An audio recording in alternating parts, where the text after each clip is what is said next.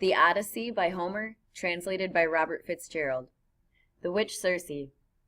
After sailing from the Cyclops Island, Odysseus and his men land on the island of Aeolia. There, the Wind King, Aeolus, does Odysseus a favor. He puts all the stormy winds in a bag so that they will not harm the Ithacans. The bull's-hide bag containing the winds is wedged under Odysseus's afterdeck. But during the voyage, the suspicious and curious sailors open the bag, thinking it contains treasure, and the evil winds roar up into hurricanes to threaten the luckless Odysseus again. After many of his men are killed and eaten by the gigantic cannibals called Laestrygonians, Odysseus's ship lands on Aea, the home of the witch Circe.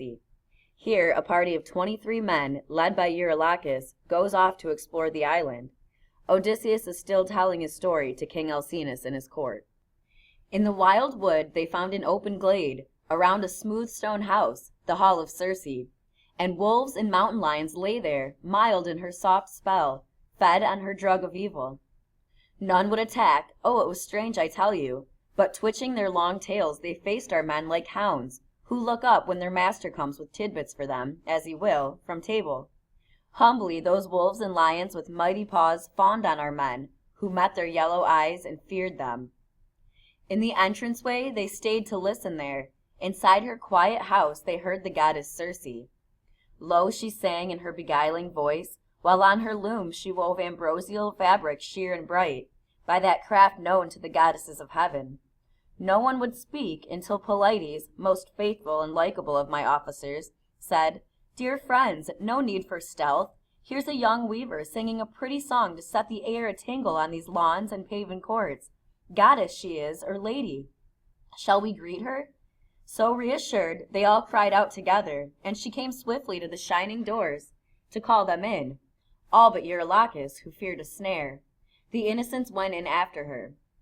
On thrones she seated them, and lounging chairs, while she prepared a meal of cheese and barley and amber honey mixed with premium wine, adding her own vile pinch to make them lose desire or thought of our dear fatherland. Scarce they had drunk when she flew after them with her long stick and shut them in a pigsty. Bodies, voices, heads, and bristles, all swinish now, though minds were still unchanged.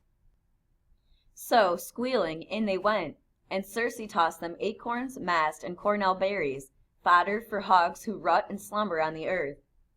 Down to the ship Eurylochus came running to cry alarm. Foul magic doomed his men. But working with dry lips to speak a word he could not, being so shaken. Blinding tears welled in his eyes, foreboding filled his heart. When we were frantic questioning him, at last we heard the tale. Our friends were gone.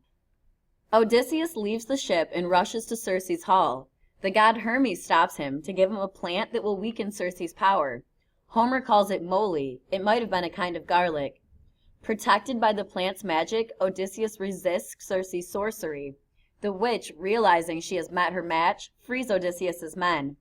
Now Circe, loveliest of all immortals, persuades Odysseus to stay with her. There Odysseus shares her meat and wine, and she restores his heart. But after many seasons of feasting and other pleasures, Odysseus and his men beg Circe to help them get home.